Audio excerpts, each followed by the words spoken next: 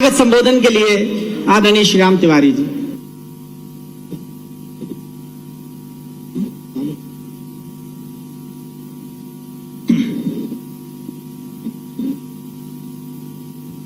हमारे संस्कृति वत्सल माननीय मुख्यमंत्री जी डॉक्टर मोहन यादव जी का आत्मीय स्वागत और हार्दिक अभिनंदन।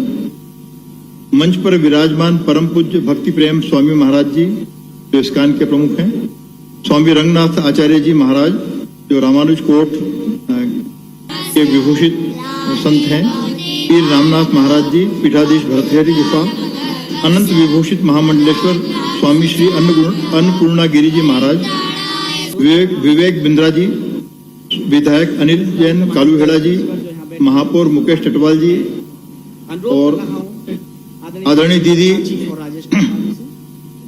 कमिश्नर उज्जैन संभाग, कलेक्टर साहब और सभी प्रशासनिक अधिकारी, आपका सबका हृदय से स्वागत है। युगावतार श्री कृष्ण के दिव्य वचनों के मार्गदर्शी ग्रंथ श्रीमद् भगवत गीता केंद्रित महोत्सव को पूरे प्रदेश में उत्कर्ष तक पहुंचाने के लिए श्री कृष्ण की शिक्षा स्थली पर आप सब पधारे हैं। आप सबका अभिनंदन, हम आभारी हैं।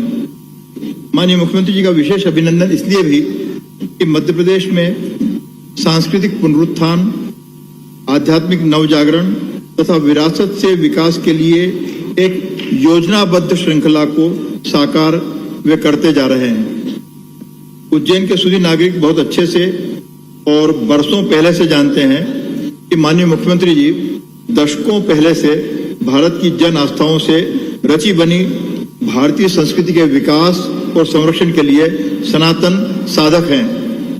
हम इस बात के लिए भी आभारी हैं कि भारतीय ज्ञान परंपरा, वैदिक कालगणना तथा सनातन की महिमा के प्रचार प्रसार के लिए अपने अत्यंत महत्वपूर्ण अभियान में माननीय मुख्यमंत्री जी ने महाराजा विक्रमादित्य शोधपीठ पर भरोसा किया है और शोधपीठ अपने अत्यंत सीमित शक्ति साधनों के बावजूद आपके निर्देशों को यथासंभव क्रियान्वित करने का प्रयास करता रहा है।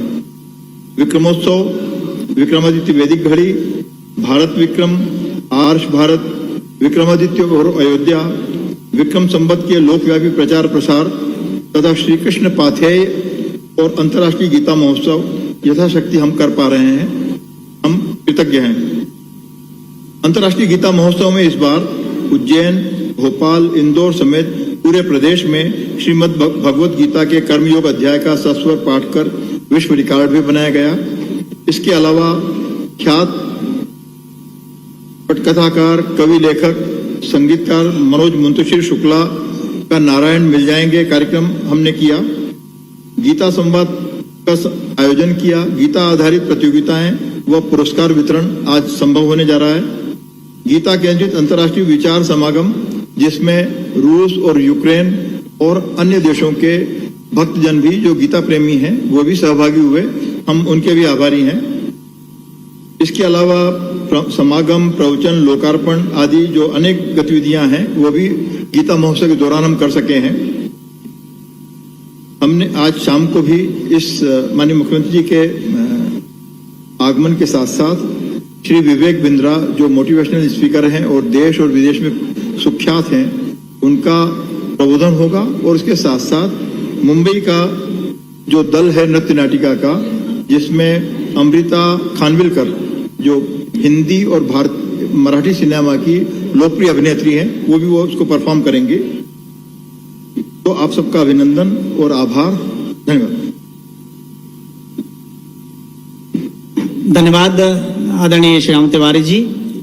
और इसके पश्चात एक परंपरा महाराजा विक्रमादित्य शोधपीठ की रहती है कि समय समय पर श्रेष्ठ प्रकाशन के माध्यम से पुस्तकों का प्रकाशन होता है। तो आज इस अवसर विशेष पर श्री गणेश गीता, श्री राम गीता, श्री देवी गीता, शिव गीता, श्री राम गीता पुस्तक का लोकार्पण है और साथ ही भारतीय ज्ञान परंपरा के विविध आयाम, इसके लेखक हैं श्री प्रभुदयाल मिश्रा जी और श्री कैलाशपति नायक जिन्होंने समय का भारतीयकरण पुस्तकों का लिखा है, उनका विमोचन होगा। उसके पूर्व मोटिवेशनल स्पीकर श्री विवेक बिंद्रा जी के सत्कार के लिए मैं अनुरोध कर रहा हूं श्री राम तिवारी जी से। मैं यशस्वी मुख्यमंत्री माननीय डॉक्टर मोहन यादव जी से करबद्ध प्रार्थना करता हूं कि वे अपने कर कमलों से इन पुस्तकों का लोकार्पण करें। और मैं अनुरोध कर रहा हूं, साथ ही श्रद्धेय आज जो विदेशों से जो संत जी आए हुए हैं इस्कॉन के, वो भी आप इस समय यहाँ पर उपस्थित हैं।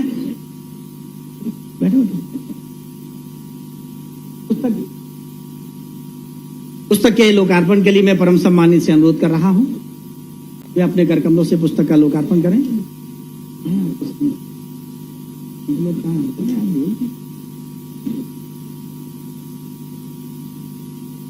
श्री गणेश गीता, श्री राम गीता, श्री देवी गीता, श्री शिव गीता और आदरणीय कैलाशपति नायक जी और प्रभु दयाल मिश्रा जी से मैं प्रार्थना कर रहा हूं वो भी आ जाएं। उनकी दोनों पुस्तकें भारतीय ज्ञान परंपरा के विविध आयाम और समय का भारतीकरण, ये पुस्तकें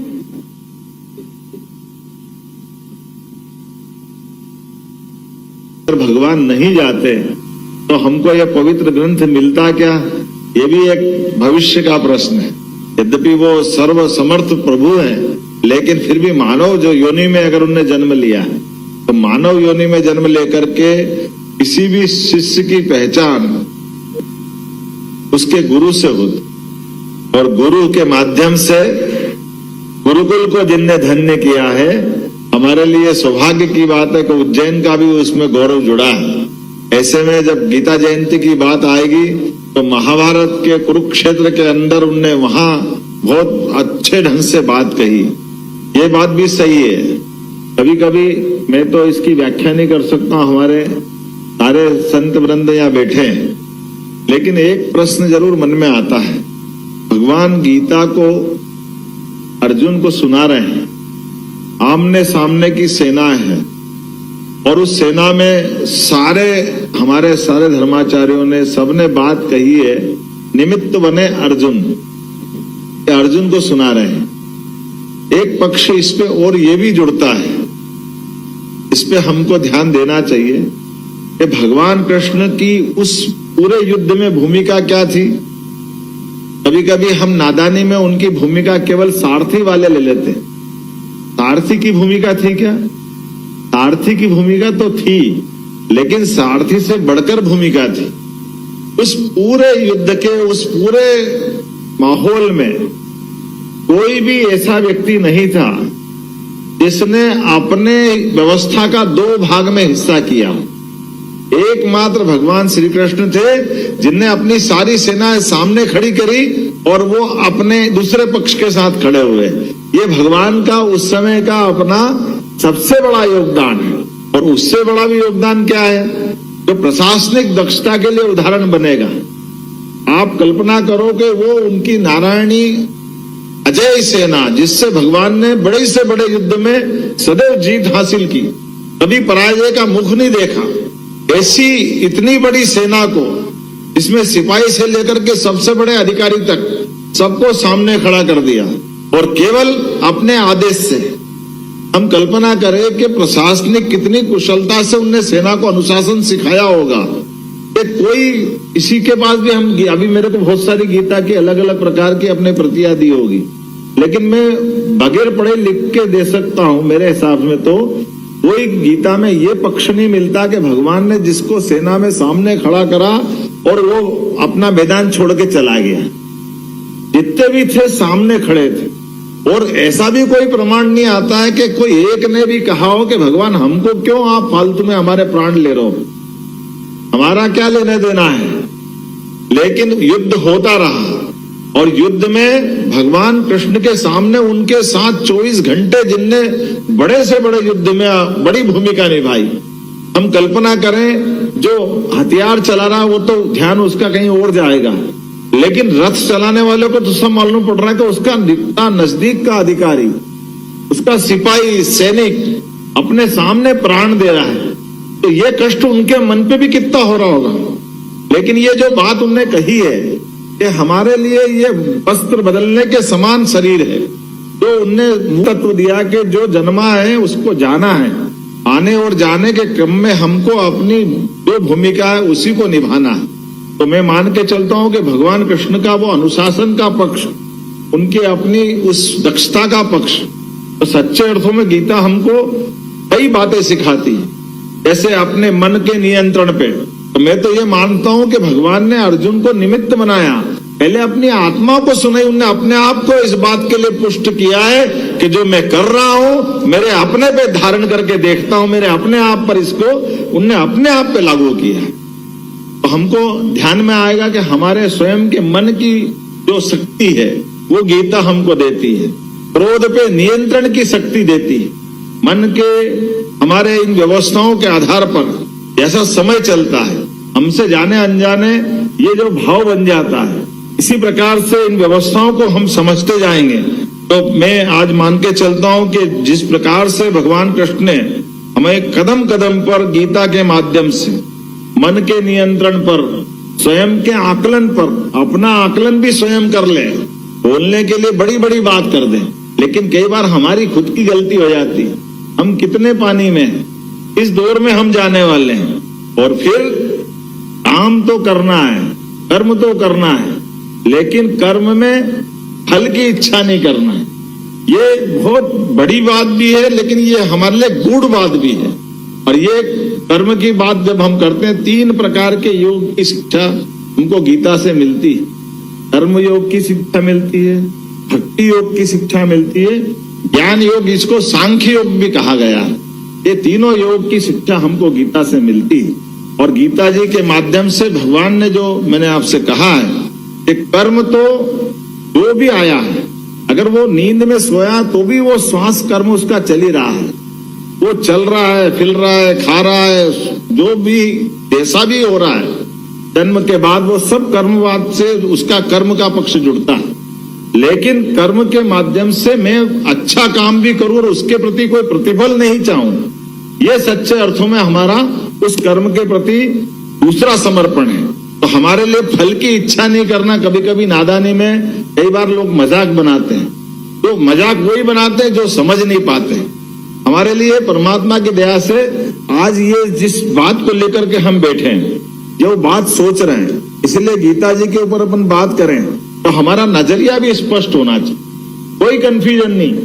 परमात्मा की दया से सनातन संस्कृति की जब हम बात कर रहे हैं तो सनातन संस्कृति की बात करते ही ये ध्यान में आ जाता है कि हमारी बाकी लोगों की पूजा पद्धति हो सकती होगी कि वो अपने धर्म से जोड़कर पूजा पद्धति करें, लेकिन सनातन धर्म की व्यवस्था में हम एक तरह से आदर्श आचार संहिता लागू कराते हैं अपने आप पर, हमारे व्यवहार से, आचरण से, काम करने के तरीके से, मन के भावना से।